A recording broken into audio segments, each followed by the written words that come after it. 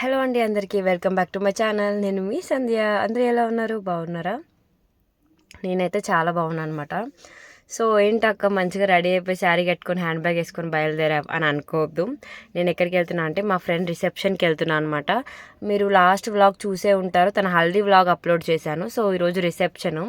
తను ఏంటంటే రిసెప్షన్ తర్వాత పెళ్ళి అనమాట. సో మా మమ్మీ, నేను, హాస్ని పిల్లల్ని ఇద్దరిని తీసుకొని అయితే బయలుదేరాము. నైట్ టైమే కొంచెం లేట్ అయింది, బట్ పెళ్ళికి ఉండనని చెప్పేసి రిసెప్షన్కి వెళ్తున్నాను అనమాట. మా చిట్టి పొట్టి ఫ్యామిలీ ఎలా అనిపించింది డెఫినెట్గా కమెంట్ చేయండి.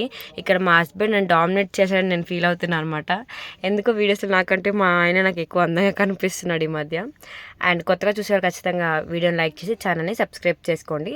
రిసెప్షన్ అయిన తర్వాత పెళ్ళి అని ఎందుకు అన్నానంటే, లైక్ తన పెళ్ళి వచ్చేసి ఎర్లీ మార్నింగ్ 3:35కి ఉంది. సో పెళ్ళి 3:35 మార్నింగ్ కదా అని ఆ రోజు ముందు రోజు నైట్ అయితే రిసెప్షన్ పెట్టేసుకున్నారు. తర్వాత రోజు ఎర్లీ మార్నింగ్ పెళ్ళి, దాని తర్వాత నోము పూజ ఉంటాయి కదా, సో అవన్నమాట. సో మార్నింగ్ 3:35కి మనం పెళ్ళికి అటెండ్ అవ్వలేం పిల్లలతో అని చెప్పేసి ఇంకా మేము రిసెప్షన్కి అయితే వెళ్ళాము. ఇంకోటి మా ఫ్రెండ్స్ వీళ్ళందరూ మా 10th బ్యాచ్ అనమాట. అసలు టూ మచ్ కామెడీ ఉంటుంది వీళ్ళతోటి. చాలా హ్యాపీగా ఉంది. నేనైతే నిజంగా so many years, like 6 years తర్వాత వీళ్ళందరినీ కలుస్తున్నాను.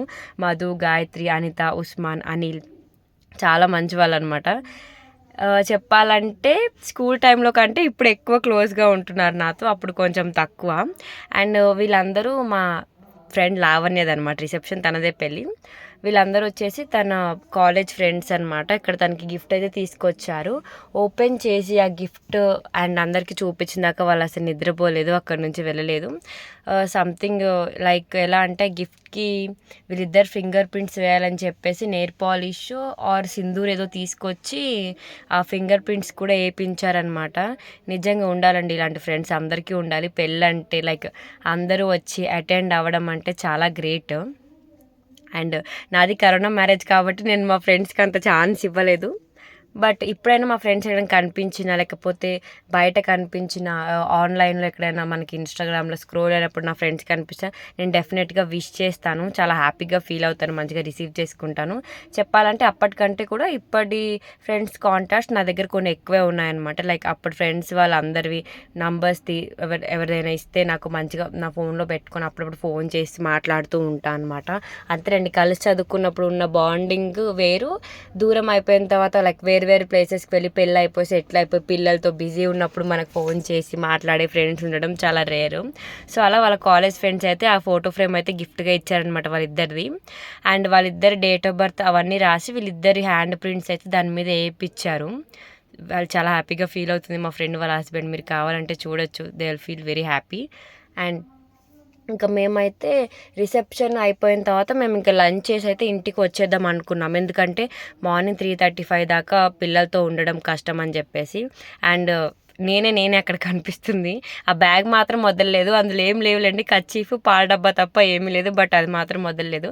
బాబుని తీసుకొని వెళ్ళా అని చెప్పేసి మా ఫ్రెండ్ వాళ్ళ హస్బెండ్ చాలా హ్యాపీగా ఫీల్ అయ్యారు. నాకైతే చాలా హ్యాపీ అనిపించింది. సో మంచిగా వెళ్ళినందుకు గిఫ్ట్ ఇచ్చేసి ఒక 2 ఫోటోలు దిగి అయితే వచ్చేసామన్నమాట. నేను పిల్లల్ని తీసుకొని వస్తాను, తను అసలు ఎక్స్పెక్ట్ చేయలేదంటే చాలా హ్యాపీగా ఫీల్ అయింది. బట్ ఇలా శారీ కట్టుకొని వెళ్ళాను, కానీ పిల్లల్ని ఎత్తుకోవడమే సరిపోయింది. వీళ్ళంతా కాలేజ్ ఫ్రెండ్స్, స్కూల్ ఫ్రెండ్స్ అనమాట. సపరేట్ ఫోటో దిగారు. వాళ్ళ ఫొటోస్లోకి లైక్ వాళ్ళు ఇస్తున్నట్టు, గిఫ్ట్ ఇస్తున్నట్టు సపరేట్గా దిగుతున్నారని చెప్పేసి నేను వెళ్ళలేదు ఫోటోకి. మేమందరం తర్వాత సపరేట్గా ఫొటోస్ తీసుకుందాం ఇటు సైడ్ అని చెప్పేసి.